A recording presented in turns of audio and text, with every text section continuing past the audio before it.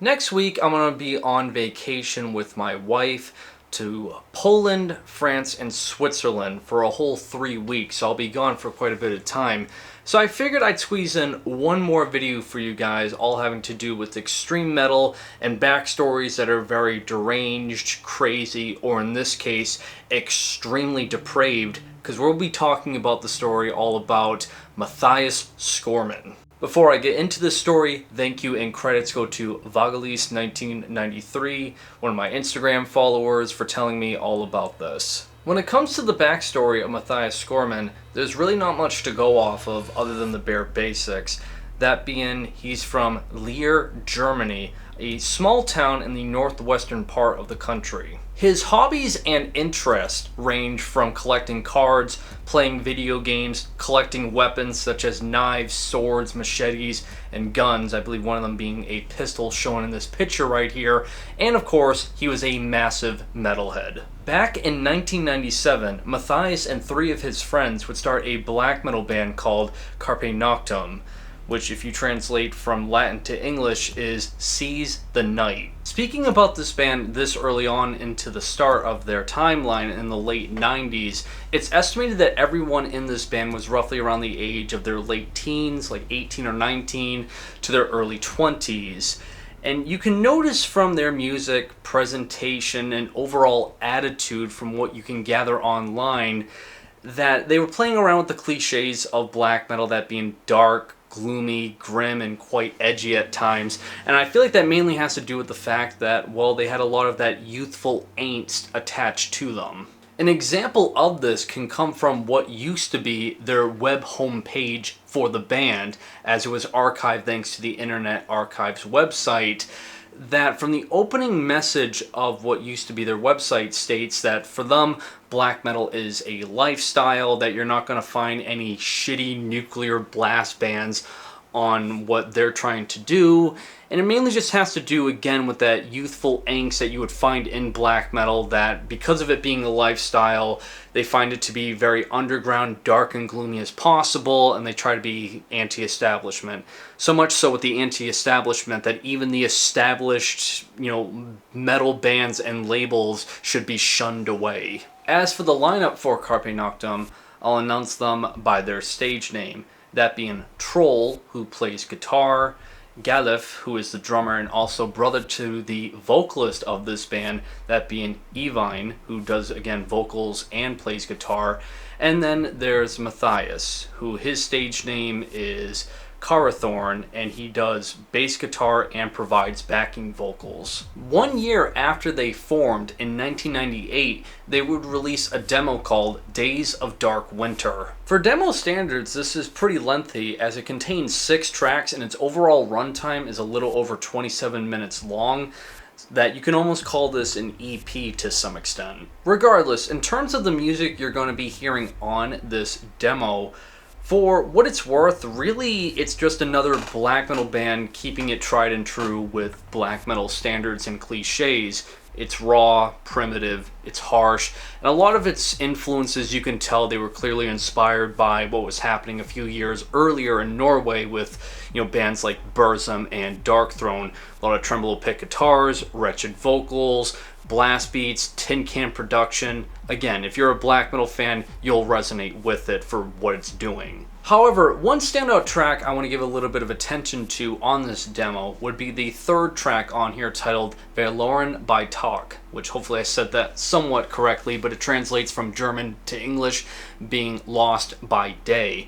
And while it has all the components I just talked about a minute ago with black metal, it's raw, harsh, aggressive, with all of those components you're used to hearing, what makes it a standout are the dynamics are expanded upon, having more of these acoustic melodies come forth and a little bit of these somber atmospheres being introduced, that when clean singing is utilized on this song, it doesn't feel out of place, mainly having to do with the fact that they're clearly taking influence from Bathory with the album Hammerheart, to even one of the bands from their own country, that being Falkenbach, who was quite active during this time. In short, describing this demo, it's pretty standard stuff. So if you're not a black metal fan, I can assure you this is not going to change your mind. It's nothing revolutionary or groundbreaking. However, if you are a black metal fan, if you're someone that looks for the simplicity for black metal of taking influences from Darkthrone and Bathory, something that countless other bands have done to just, make black metal and put black metal out there, then yes, this will definitely appeal to you. It wouldn't be until 5 years later until they would do their next and final release, which I'll be talking about in a little bit. But in that time period, they remained active, and I believe they were primarily only doing live shows. One of which that has been recorded and up here on YouTube that you can watch in full, link provided in the description to it, is a show they did back in 2001. That they only performed for 15 minutes, so I'm assuming they were an opener. And you can see the man in question here for this video, Matias, performing bass guitar and backing vocals on the far right side of the stage from the audience viewpoint. But as for their next and final release, it would be a full-length put out in 2003 titled Noctum. Clocking in a little over 41 minutes long with 8 tracks, there are some noticeable improvements here when it comes to the execution and songwriting. As for the guitar riffs and drumming, nowhere as sloppy, a lot tighter and sharper sounding. As for the vocals, it's a lot more deranged and aggressive with its overall execution. And I would state what's really noticeable here between the differences of the demo and the full length is on the demo they were taking this influence of a hybrid of like Bathory's Hammerheart meets Darkthrone's Transylvanian Hunger.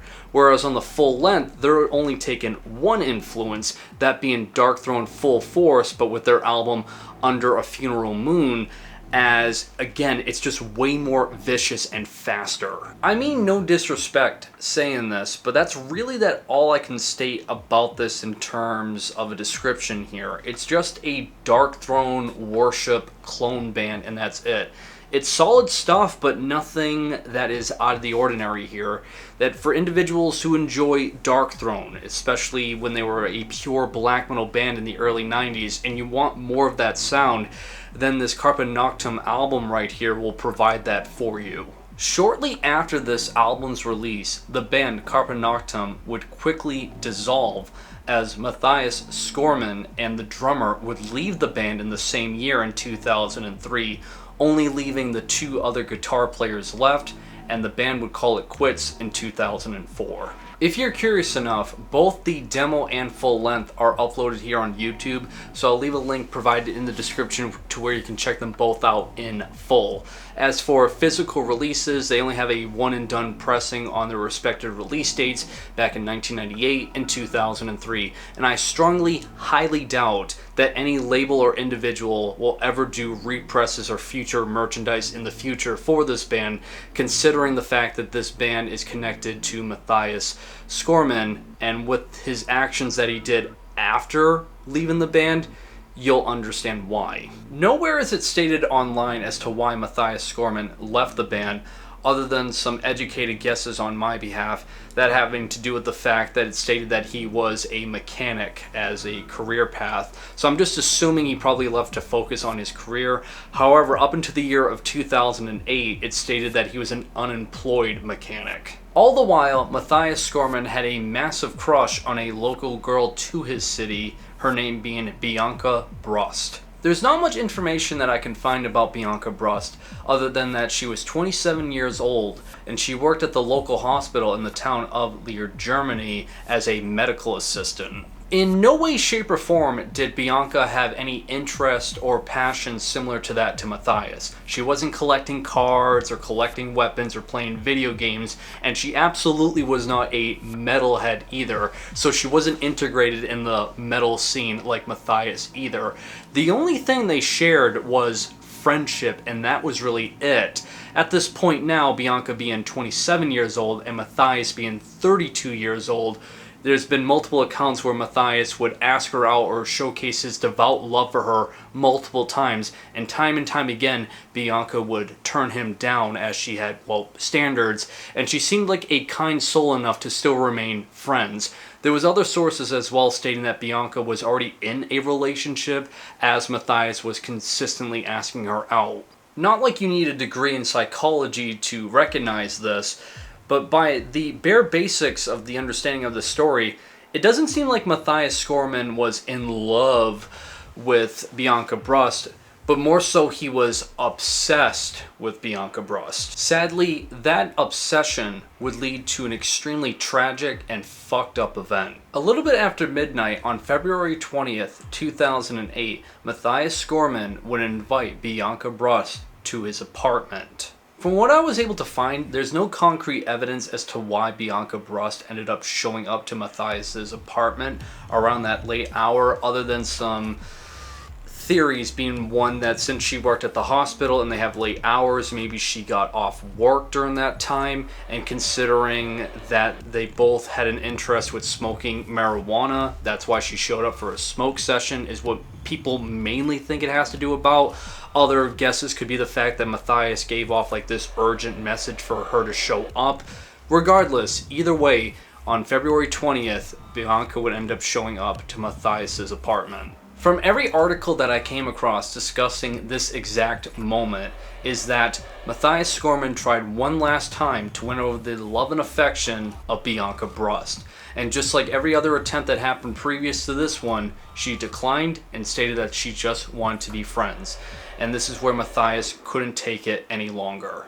After being declined, Matias Scorman would then get into an altercation with Bianca Brust, which then led to physical violence, as supposedly he strangled her to death. Now, if that isn't messed up enough and honestly genuinely pathetic on Matias's part to not only murder someone, but do it mainly because they said no to you for a relationship out of all things at 32 years old, I wish to tell you that was the most messed up part of the story, because it gets so much worse. Shortly after strangling Bianca Brust to death, Matias Scorman would then grab his machete, most presumably the same machete that's used on the thumbnail for this video, and began to chop away at Bianca and decapitated her.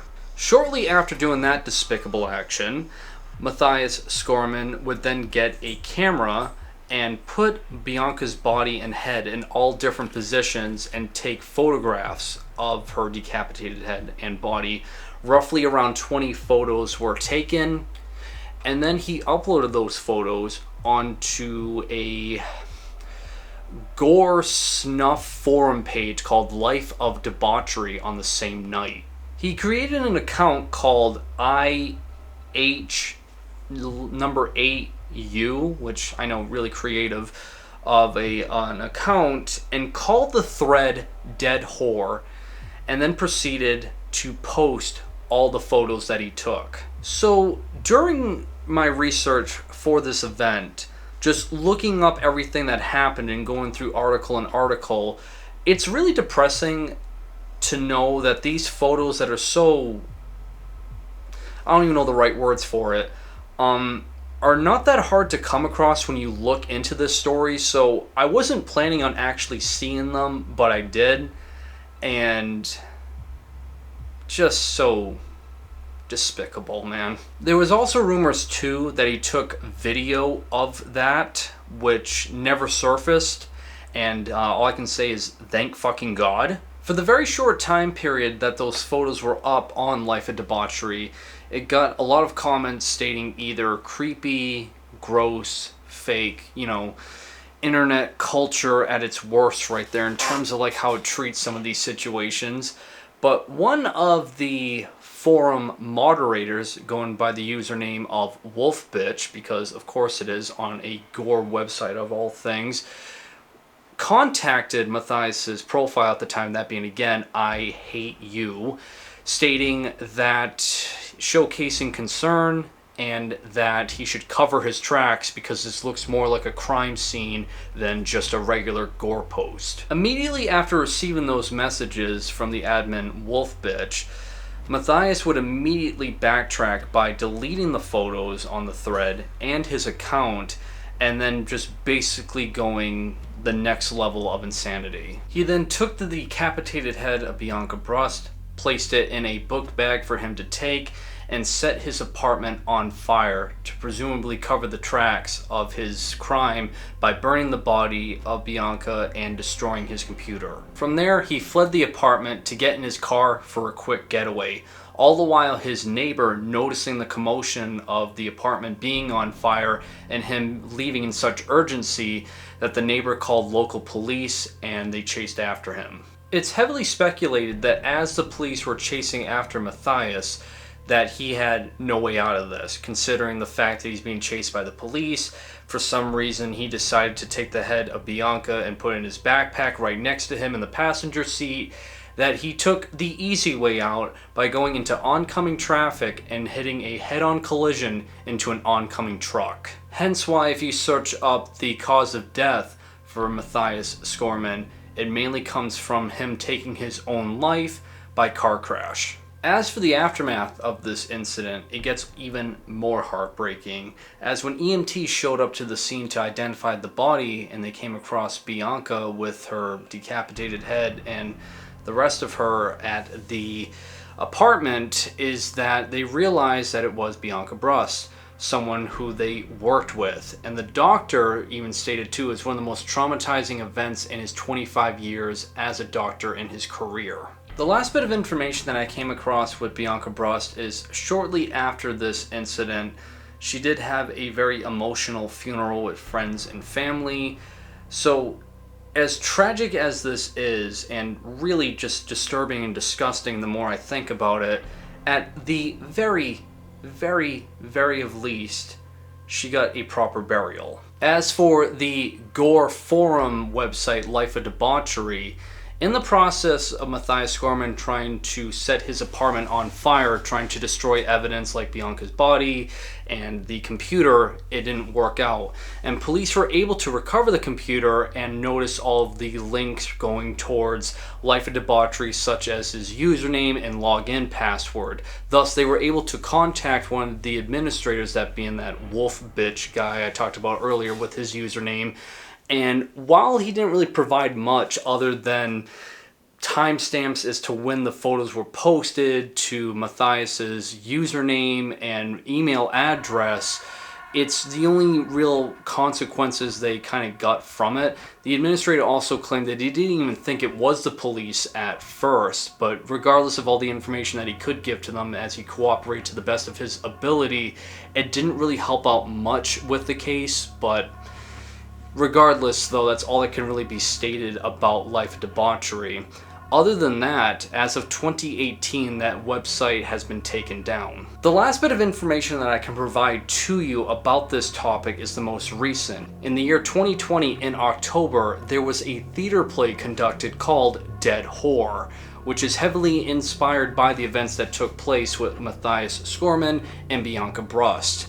It explores ideas such as toxic masculinity, incel behavior, and trying to gain that alpha Chad mindset, and how society kind of pushes men into that idea and how it can be kind of self-destructive. That's what I gather from some of the notes that have been provided in an article describing that play. But I can't say much about it considering that there's no video footage online from it. It only was performed for I think 3 or 4 days in Germany, and I only came across screenshots of it. So if anyone has any more information about it, definitely let me know in the comments. As for my closing remarks pertaining to Matias Scorman, point blank, let's just cut to the chase. Dude was an absolute piece of shit. I know that's like low-hanging fruit types of criticism here, but what else can be stated? It's absolutely pathetic on his behalf that he ran away from his problems at the very last moments and couldn't face the consequences of taking someone's life that he had to take his own.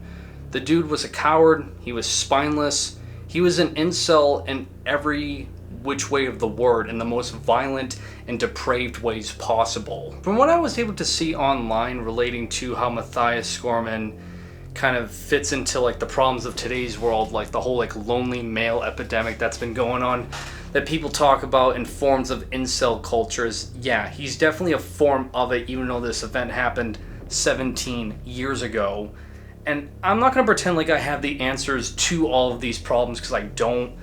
But I'd like to think what he clearly lacked was what I always considered to be like real masculinity. And I know masculinity, how it's described online and by all different cultures, has different traits.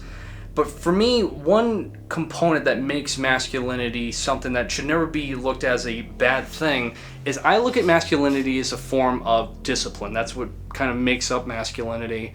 You know, the idea of obedience, when to push, when to pull, being empathetic towards others while being maybe aggressive to other people that deserve it. This little kind of like balance of when to be self-obedient and forms of, again, discipline. And Matthias had absolutely none of it. He didn't have any masculinity. He had no backbone. He had no self-control. I mean, look at it. He did all of this because a girl wouldn't go out with him. And I've been in that situation. Before I was married to Clara right now, you know, I had my ups and downs with dating. It sucks, yeah, but you have to have a backbone and self-control and know your worth and continue on. Matthias absolutely did not have that. And I'd like to think, as basic as this is, because I don't know if it ever gets like to this out of control level like it did with Matthias and Bianca, but I like to think people can notice these problems and take action with it other than it just spiraling out of control. But I really do believe discipline is a strong attribute that a lot of people lack, just like Matthias. And that'll do it for this video, guys. Like always, links provided to everything I talked about along with what was playing in the background in the description below. Really curious to know what you think of this whole situation and what other stories I should cover next. Other than that, like always, make sure you guys drink plenty of water to stay hydrated and have a great day.